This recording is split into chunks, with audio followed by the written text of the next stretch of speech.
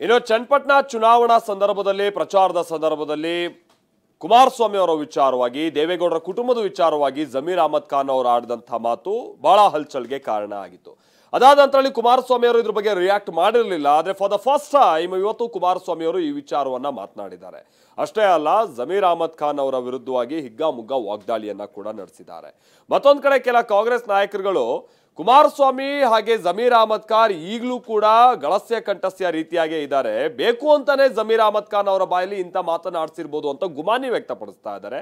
ಮತ್ತೊಂದು ಕಡೆ ಜಮೀರ್ ಅಹಮದ್ ಖಾನ್ ಅವರ ವಿರುದ್ಧ ಸಿಟ್ಟನ್ನ ವ್ಯಕ್ತಪಡಿಸುವಂತಹ ಸಂದರ್ಭದಲ್ಲಿ ತನ್ನ ಮಾಜಿ ಗೆಳೆಯರ ವಿಚಾರಕ್ಕೆ ಸಂಬಂಧಪಟ್ಟಾಗಿನೂ ಕೂಡ ಕುಮಾರಸ್ವಾಮಿ ಅವರು ಮಾಡಿದಂತ ಮಾತು ಎಚ್.ಸಿ. ಬಾಲಕೃಷ್ಣ ಸೇರಿದಾಗೆ ಕೆಲ ಶಾಸಕರ ಸಿಟ್ಟಿಗೂ ಕಾರಣ ಆಗಿದೆ.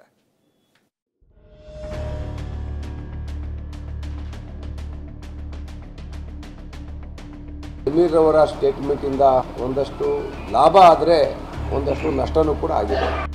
ಚನ್ನಪಟ್ಟಣ ಫಲಿತಾಂಶಕ್ಕೂ ಮುನ್ನವೇ ಯೋಗೇಶ್ವರ್ ಅಚ್ಚರಿ ಹೇಳಿಕೆ ನೇರವಾಗಿಯೇ ಸಚಿವ ಜಮೀರ್ ವಿರುದ್ಧ ಬೇಸರ ಹೊರಹಾಕಿದರು.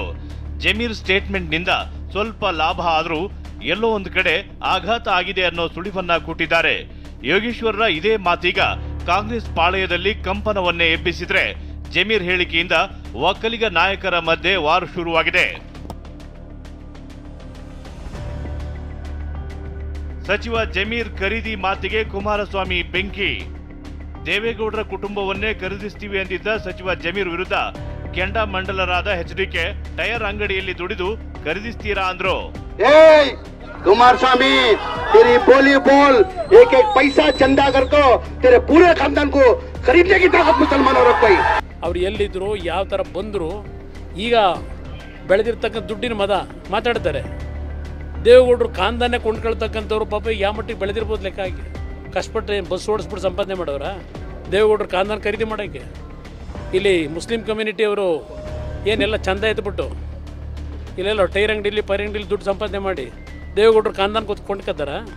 ಅದು ಹೋಗಲಿ, ಯಾರಾದರೂ ಆ ಪದ ಬಳಕೆ ಮಾಡ್ತಕ್ಕಂಥ ನಿಜನ ಮಾಡೋಕ್ಕೆ ಸಾಧ್ಯವ? ಎಚ್ಡಿಕೆ ಕುಳ್ಳ ಅಂತಾರೆ, ಅದಕ್ಕೆ ಕರಿಯ ಅಂದಿದ್ದೀನಿ ಅಂತ ಜಮೀರ್ ಹೇಳಿದ್ರು.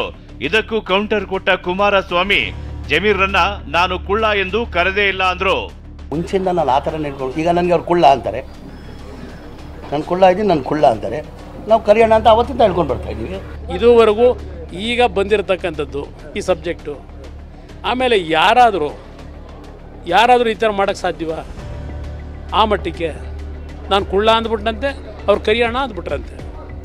ಎಲ್ಲಾದರೂ ಉಂಟಾ ಇದು?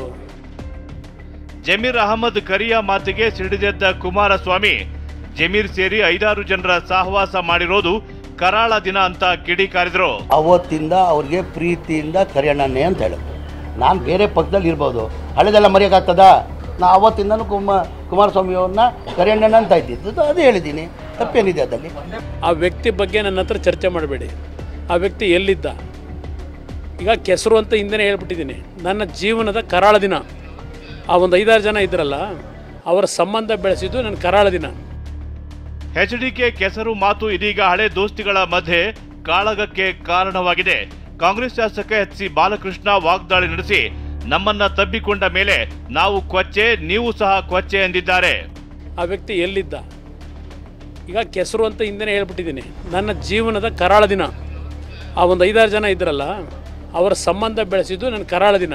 ನನ್ನನ್ನು ಮುಖ್ಯಮಂತ್ರಿ ಮಾಡಿದವರು ಚಲುವರಾಯ ಸ್ವಾಮಿ ಅವರು, ಬಾಲಕೃಷ್ಣ ಅವರು, ಪುಟ್ಟಣ್ಣವರು, ಜಮೀರು ಅಂತೇಳಿ ನಿಮ್ಮ ಅವರ ಸ್ಟೇಟ್ಮೆಂಟ್ ಒಂದ್ಸರಿ ರಿವೀಲ್ ಮಾಡಿ ತಾವು ದಯಮಾಡಿ ನೋಡಬೇಕು. ಅವತ್ತು ನಾವು ಕೊಚ್ಚೆ ಆಗಿರಲಿಲ್ಲ, ನಾವಿವತ್ತು ವಿರೋಧವಾಗಿದ್ದೀವಿ, ಅದಕ್ಕೆ ನಾವು ಅವ್ರಿಗೆ ಕೊಚ್ಚೆ ಕಣ್ಣಂಗೆ ಕಾಣ್ತಾ ಇದ್ದೀವಿ. ಇಬ್ಬರು ತಪ್ಕೊಂಡ್ಮೇಲೆ ಇಬ್ಬರು ಕೊಚ್ಚೆನೇ ತಾನೆ, ಅವರು ಕೊಚ್ಚೆ ನಾವು ಕೊಚ್ಚೆ, ಇಬ್ಬರು ಕೊಚ್ಚೆ. ಒಕ್ಕಲಿಗರನ್ನ ಎಚ್ಡಿಕೆ ಮುಗಿಸ್ತಾರೆ ಎಂದ ಬಾಲಕೃಷ್ಣ, ಒಕ್ಕಲಿಗರ ಶಕ್ತಿಯನ್ನು ಉಪಯೋಗಿಸಿಕೊಂಡು ನಮ್ಮಂತ ಸಣ್ಣ ಪುಟ್ಟ ಒಕ್ಕಲಿಗ ನಾಯಕರನ್ನ ಮುಗಿಸ್ತಿದ್ದಾರೆ ಅಂತ ಶಾಸಕ ಎಚ್.ಸಿ. ಬಾಲಕೃಷ್ಣ ಆರೋಪ ಮಾಡಿದ್ರು. ಬೇಕೋ ಬೇಡವೋ ಅವ್ರಿಗೆ ಒಕ್ಕಲಿಗರು ಅವ್ರ ಜೊತೆ ಇದ್ದಾರೆ, ಅದನ್ನ ಅವರು ದುರುಪಯೋಗ ಪಡಿಸ್ಕೊಂಡು ನಮ್ಮಂತ ಸಣ್ಣ ಪುಟ್ಟ ಒಕ್ಕಲಿಗರ ಲೀಡರ್ನೆಲ್ಲ ಮುಗಿಸ್ತಕ್ಕಂಥ ಕೆಲಸ ಮಾಡ್ತಾ ಇದ್ದಾರೆ. ಅದರಿಂದ ಒಕ್ಕಲಿಗರಿಗೆ ಏನು ಅವರು ಅನುಕೂಲ ಮಾಡಿಕೊಡ್ತಾ ಇಲ್ಲ. ಜಮೀರ್ ಹೇಳಿಕೆ ಹಿಂದೆ ಕುಮಾರಸ್ವಾಮಿನೇ ಇರಬೇಕು. ಕೈ ಶಾಸಕ ರಮೇಶ್ ಬಂಡಿ ಸಿದ್ದೇಗೌಡ ಹೊಸ ಬಾಂಬ್. ಜಮೀರ್ ಹೇಳಿಕೆ ಹಿಂದೆ ಕುಮಾರಸ್ವಾಮಿನೇ ಇರಬೇಕು ಅಂತ ಕಾಂಗ್ರೆಸ್ ಶಾಸಕ ರಮೇಶ್ ಬಂಡಿಸಿದ್ದೇಗೌಡ ಹೊಸ ಬಾಂಬ್ ಹಾಕಿದ್ದಾರೆ. ಅದೇನು ಮಾತೇನಲ್ಲ, ಅವರು ಸಂದರ್ಭ ಮಾತಲ್ಲ ಅಷ್ಟೇ. ಈ ಸಂದರ್ಭದಲ್ಲಿ ಮಾತಾಡಬಾರ್ದಾಯಿತು ಅಂದ್ಬಿಟ್ರೆ ಅವರವರು ಗಳಸೆ ಗಂಟೆಸರು. ಇದರಿಂದ ಕುಮಾರಣ್ಣನೇ ಇರಬೇಕು ಅಂತ ನನ್ನ ಅಭಿಪ್ರಾಯ. ಕರಿಯ ಅಂದ್ರೆ ಏನ್ ಮಾಡಕ್ಕಾಗುತ್ತೆ ಅಂತ ಹೇಳೋ ಮೂಲಕ ಜಮೀರ್ ಹೇಳಿಕೆಯಿಂದ ಎಫೆಕ್ಟ್ ಆಗಿಲ್ಲ ಅನ್ನೋ ಅರ್ಥದಲ್ಲಿ ಮಾಜಿ ಸಂಸದ ಡಿ.ಕೆ. ಸುರೇಶ್ ಮಾತನಾಡಿದ್ದಾರೆ. ಈಗ ನನ್ನನ್ನು ಕರಿಯ, ನಾನು ಕಪ್ಪಗಿದ್ದೀನಪ್ಪ, ನನ್ನನ್ನು ಕರಿಯ ಅಂದ್ರೆ ಏನ್ ಮಾಡಕ್ಕಾಯ್ತದ? ನಾನು ಬೆಳಗಿದ್ದೀನಿ ಅನ್ನಕ್ಕಾಯ್ತದ? ಒಂದು ವಿಶ್ವಾಸದಲ್ಲಿದ್ದಾಗ ಅದೆಲ್ಲ ಬರುತ್ತೆ. ಜಮೀರ್ ಹೇಳಿಕೆಯಿಂದ ಶುರುವಾದ ಕದನ ಇದೀಗ ಒಕ್ಕಲಿಗ ನಾಯಕರ ಮಧ್ಯೆ ಫೈಟ್ ವರೆಗೂ ಬಂದಿದೆ. ಮುಂದೆ ಅದ್ಯಾವ ಹಂತಕ್ಕೆ ಹೋಗುತ್ತೋ ಕಾದು ನೋಡಬೇಕಿದೆ. Bureau report, TV9.